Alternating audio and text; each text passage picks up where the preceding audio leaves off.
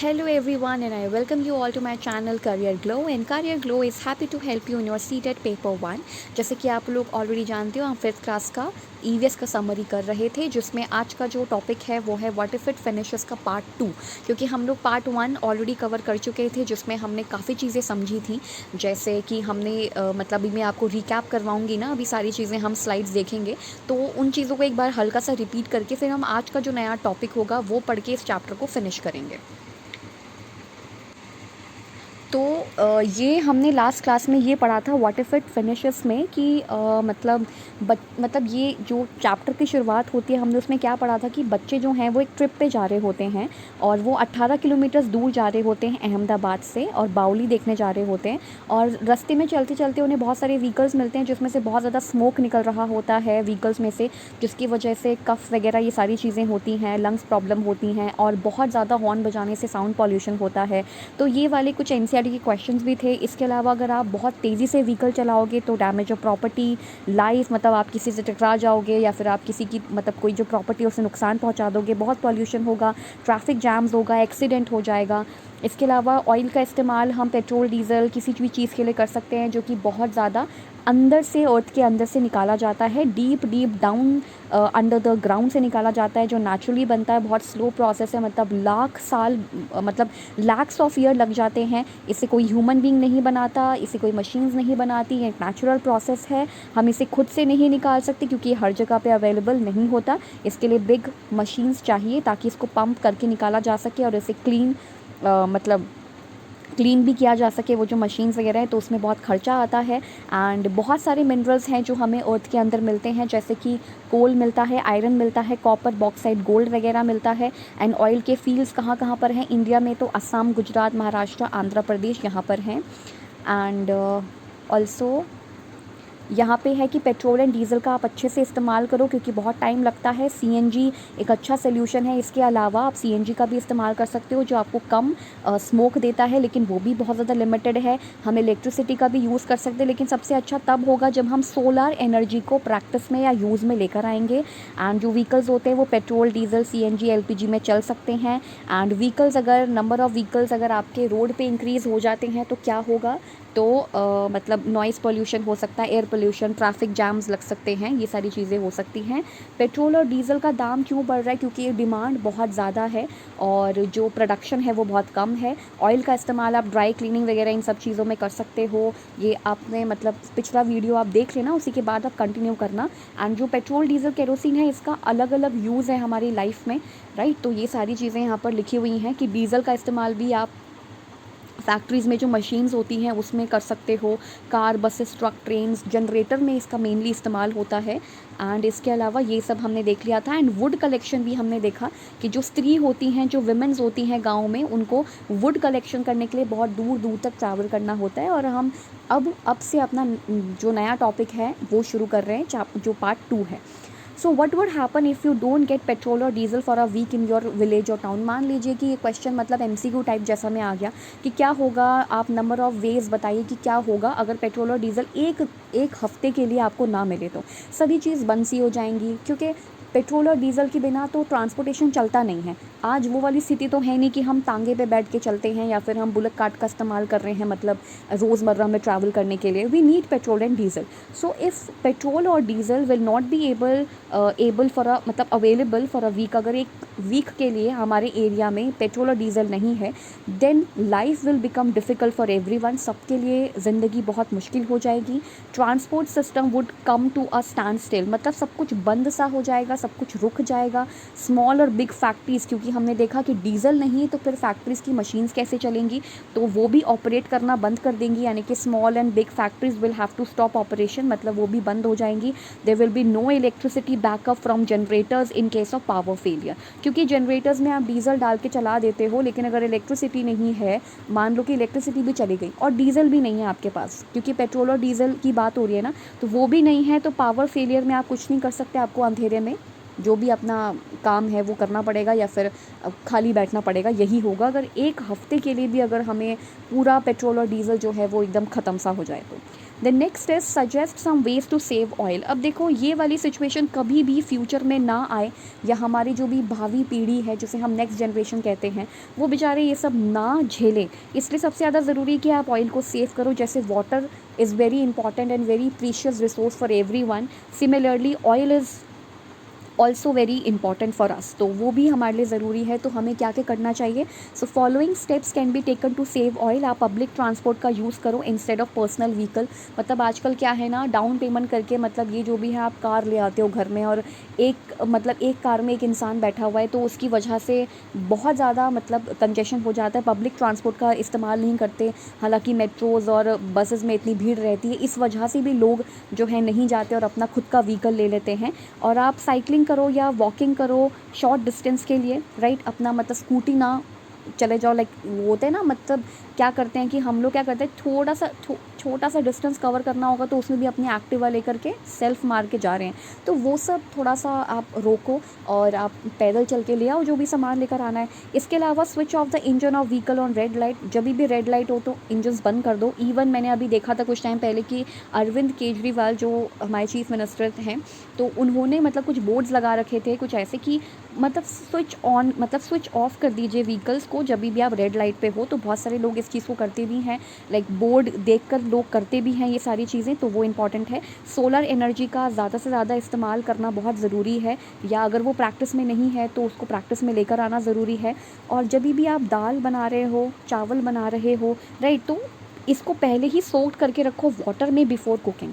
क्या होता है ना कि अगर आप पानी में पहले ही दाल और जो राइस है उसको थोड़ा सा गला के रखोगे, तो फिर कुकर का जो फ्लेम है, मतलब जो गैस का फ्लेम है, वो उतना यूज़ नहीं होगा, गैस उतनी यूज़ नहीं होगी, क्योंकि ये ऑलरेडी पानी में है तो वो ऑलरेडी सॉफ्ट हो गया होगा थोड़ा बहुत, और बाकी सीटी लग के जो है सॉफ्ट हो जाएगा। तो आप पहले उसको सोक करके रखो, ये इसका मीनिंग था, ये इसका लॉजिक था। तो ये दोनों चीज़ें इंपॉर्टेंट है। हो सकता है ऐसा एमसीक्यू में कुछ दे दिया जाए तो आप टैकल कर लो इसको। इसके अलावा हमने जस्ट बात की थी कि जो विमेंस है वो वुड कलेक्शन के लिए जाती हैं, तो उसी की बात हो रही है, वुड फॉर चूल्हा।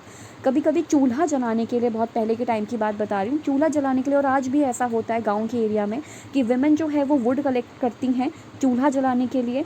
और इससे क्या क्या प्रॉब्लम्स आती हैं, तो कफिंग का प्रॉब्लम हो जाता है, मतलब खांसी हो जाती है क्योंकि धुआं उठता है बहुत ज़्यादा। So it create lot of smoke when damp would burned. जब डैम्प मतलब थोड़ा सा वेट, स्लाइटली वेट कहते हैं, मतलब थोड़ा सा गीला जो आपका वुड है, जब वो बर्नड होता है तो उसमें थोड़ा स्मोक निकलता है और उसकी वजह से कफिंग का प्रॉब्लम आ जाता है। Today about 2/3 people in our country use उपले। देखो ये उपल नहीं है, पहली बात तो इसको ढंग से प्रोनाउंस करना, दिस इज़ उपले, और उपले होते हैं गोबर के, जिसको हम काऊ डंक केक भी कहते हैं। सो यहाँ लिखा है कि 2/3 जो लोग हैं हमारी कंट्री में वो उपले यूज़ करते हैं, जो गोबर के उपले होते हैं उसको यूज़ करते हैं, या वुड यूज़ करते हैं, ड्राई ट्विग्स यूज़ करते हैं, these are twigs, but it I think it looks like वैसा, मतलब जो होता है ना लकड़ी का, वो सॉरी सीक वाला झाड़ू होता है, वैसा लग रहा है, बट इट्स अ ट्विग। तो ये ट्विग है, आप इसको भी जला के यूज़ कर सकते हो। These are used not only for cooking, ये बस खाने पीने बनाने के लिए यूज़ नहीं होता, बट ऑल्सो आपको वार्म भी रखता है, मतलब आप गर्माहट के लिए भी जलाते हो इसको, फॉर हीटिंग वाटर, पानी भी गर्म कर सकते हो, एंड और खुद भी गर्म रह सकते हो ठंड के महीनों में। लाइटनिंग के लिए कर सकते हो, मतलब लाइटनिंग इन द सेंस की रोशनी जलाने के लिए भी आप इसका इस्तेमाल कर सकते हो। Many other things are use for all activities at home, kerosene, LPG, coal, electricity, ये सब चीज़ों का इस्तेमाल होता है। इवन कभी कभार क्या होता है ना, मच्छर को भगाने के लिए भी हम कोल का कुछ धुआं वगैरह लगा देते हैं, सो दैट मच्छर भाग जाए यहाँ से, तो वो चीज़ें हैं। इसके अलावा जो एक्स्ट्रा चीज़ मैं आपको बता रही हूँ, जो मैंने देखा इसके अंदर, वो एक एनसीईआरटी का क्वेश्चन है जो ये कहता है कि आपको अगर मौका मिले कि आप कोई ऐसा डिज़ाइन बनाओ, मतलब आप कोई ऐसा कार, बस या कुछ ऐसा व्हीकल, क्योंकि पूरा जो चैप्टर है वो व्हीकल के ऊपर ही है। हाँ, और हम एकदम ख़त्म होने के कागार पे आ चुके हैं, मतलब इस चैप्टर के। तो यहाँ पे चैप्टर के लास्ट में एकदम एंड में ऐसा कुछ दे रखा था कि अगर मान लो आपको मौका मिले कि आपको वो बनाना है, कोई व्हीकल बनाना है, डिज़ाइन करना है, तो आप कैसे डिज़ाइन करोगे। ओल्ड पीपल के लिए पहली बात तो लो फ्लोर होनी चाहिए, मतलब ज़्यादा सीढ़ियाँ नहीं, क्योंकि इंसान चढ़ेगा कैसे, तो लो फ्लोर बसेस होनी चाहिए, सीट बेल्ट लगानी चाहिए उनके लिए। चिल्ड्रन है तो उसके लिए भी लो फ्लोर होना चाहिए, क्योंकि बच्चा है वो भी मतलब नीचे ही रहे तो ठीक है। क्लोज डोर, क्योंकि हमें पता है कि बच्चे कितने हैं, ज़्यादा शैतान होते हैं, बाहर गिर गए तो फिर और मुश्किल हो जाएगी। तो क्लोज्ड डोर होने चाहिए, ग्रिल्स होना चाहिए विंडो पे। और क्योंकि हाथ बाहर निकालते हैं, मुंह बाहर निकालने की इनकी आदत होती है बच्चों की, मतलब ऐसे ही होते हैं ये छोटे मोटे। तो वही चीज़ है कि ग्रिल्स होनी चाहिए विंडो पे, क्लोज्ड होना चाहिए डोर, एंड लो फ्लोर होना चाहिए। इसके अलावा जो मैंने चीज़ को एकदम अंडरलाइन किया है वो मुझे बहुत खास लगा कि ये चीज़ आपको पता होनी चाहिए, और ये है कि अगर दोज हु कैन नॉट सी, अगर जो इंसान देख नहीं सकता उसके लिए आप व्हीकल कैसे बनाओगे। सो यहाँ पे लिखा है tactile sensors at gates, gate पे आपको कुछ सेंसर्स लगाने होंगे, and on grab handles near seat, seat के पास ग्रैब हैंडल्स लगाओ, ऐसे वाले जो हैंडल्स होते हैं वो लगा लो, सो दैट इंसान जो है इसको पकड़ सके और बैठ सके, ठीक है। और सेंसर्स आप लगा सकते हो, क्योंकि आप इसके बारे में ना सर्च भी करना। टेक्टाइल सेंसर्स बेसिकली वो होते हैं जो सेंस कर लेते हैं सारी चीज़ों को, तो इनके लिए काफ़ी अच्छा है ये। तो ये एक बार आप देख सकते हो। अब हम पढ़ने वाले हैं कुछ फ़ोटोग्राफ्स को, ये लास्ट है टॉपिक बेसिकली। तो फोटोग्राफ्स एंड कुछ चीज़ों को पढ़ेंगे। देखो इस चैप्टर के अंदर ना तो ये है, ना तो ये है, ना तो ये है, मैंने खुद से ऐड किया है। क्यों ऐड किया, इसका रीज़न है क्योंकि हम लोग चैप्टर पढ़ रहे हैं व्हीकल से रिलेटेड, राइट। व्हीकल से रिलेटेड हम चैप्टर पढ़ रहे हैं। अब यहाँ पर एक टॉपिक था कि आप ना बच्चों को, मतलब टीचर के लिए लिखा हुआ था कि आप बच्चों को ये बताओ कि किस तरीके से हमें ट्रैफिक सिग्नल्स या ट्रैफिक जो रूल्स होते हैं उनको फॉलो करना चाहिए। So these are road safety tips. तो आपको बच्चों को भी आगे पढ़ाने में आसानी होगी कि रोड सेफ्टी टिप्स क्या होंगे, कि मतलब आप रोड पे अगर चल रहे हो, सफ़र पे जा रहे हो आप, तो फिर सीधी सी बात है कि आपको कोई तो आपको टिप्स पता होनी चाहिए। तो वही है कि हमेशा सीट बेल्ट पहनो, डिस्ट्रैक्शंस को अवॉइड करो, जहाँ पे फोकस है वहीं पर ही चलाओ, and never drink and drive कभी नहीं करना, वरना फिर फुटपाथ पे आप गाड़ी चला सकते हो, राइट। एंड मतलब आप लोग समझ गए होंगे ये वाला जो मैंने थोड़ा सा एक हिंट दिया है, तो ऐसी हरकत नहीं करनी है। ऑलवेज रिस्पेक्ट स्पीड लिमिट, जो मैंने आपको पिछली क्लास में बताया था कि 40-60 या जो भी है उसका पालन करो। Never jump a traffic signal कभी जंप नहीं करना। मेंटेन करो अपनी कार को, ये नहीं बीच रास्ते में ख़राब हो गई, दूसरों का भी नुकसान करा रहे हो, ट्रैफिक जाम करवा दिया, ये सब नहीं होना चाहिए।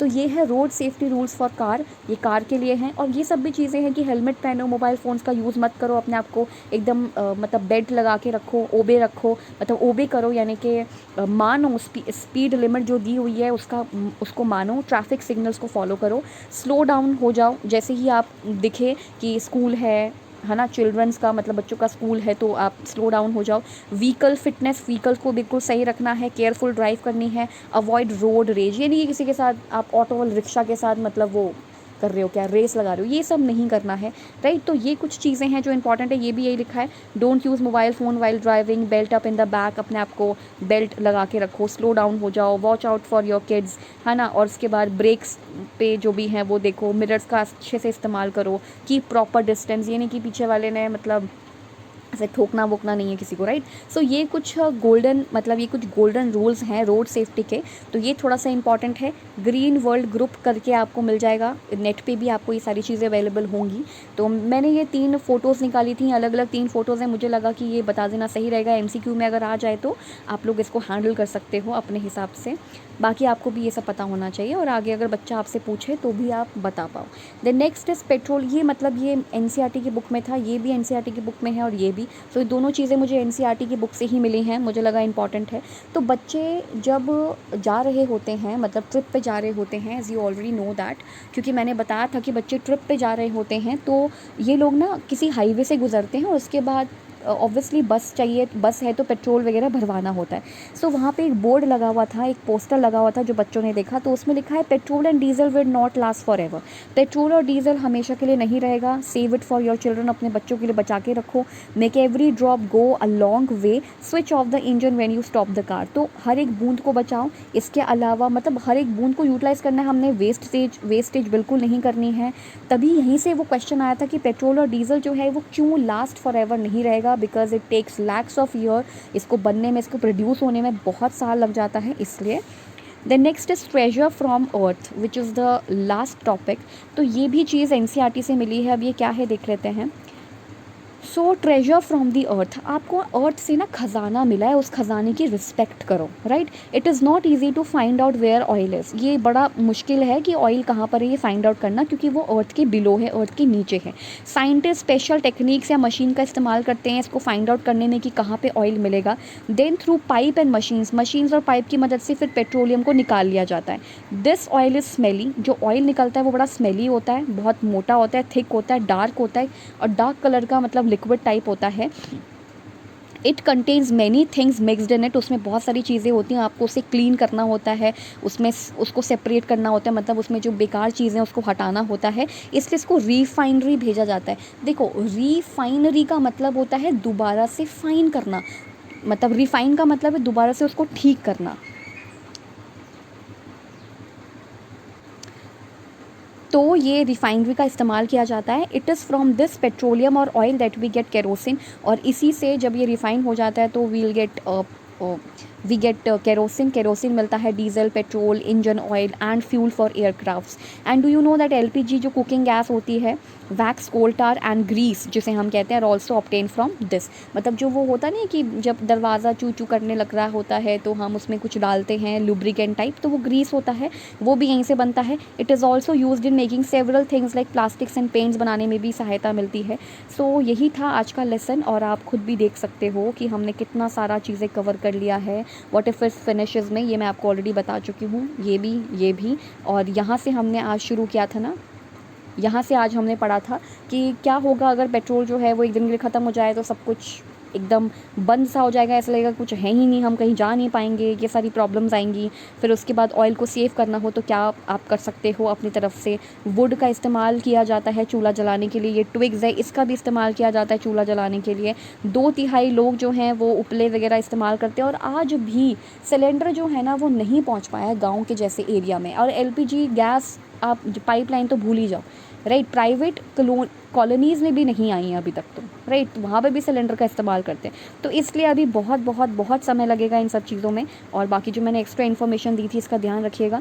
इसके अलावा ये गोल्डन रूल्स याद कर लो आप भी, आपके लिए भी इंपॉर्टेंट है। ड्राइव करते हो हेलमेट ज़रूर पहनो, राइट। तो ये कुछ चीज़ें इंपॉर्टेंट है। एंड और बस हाँ, तो ट्रेजर फ्रॉम दी अर्थ, हमें अर्थ से बहुत ज़्यादा ट्रेजर मिलता है, हमें उसकी रिस्पेक्ट करनी चाहिए। सो यही था आज का वीडियो, और आज का वीडियो हम लोग यहीं पे फिनिश करते हैं। आपका व्हाट इफ इट फिनिशेस का जो समरी है वो कंप्लीट हो चुका है, अपने हिसाब से सारी चीज़ें कर सकते हैं। Keep learning, keep discerning and keep watching my videos. और अगर कोई सजेशंस है या कोई चीज़ नहीं समझ में आती है तो आप मुझे कमेंट कर सकते हैं, मैं उस चीज़ का रिप्लाई दूंगी। और कोई भी चीज़ अगर नहीं समझ आती है तो उसके ऊपर हम अलग से टॉपिक ज़रूर लेकर आएंगे। And thank you so much, good bye.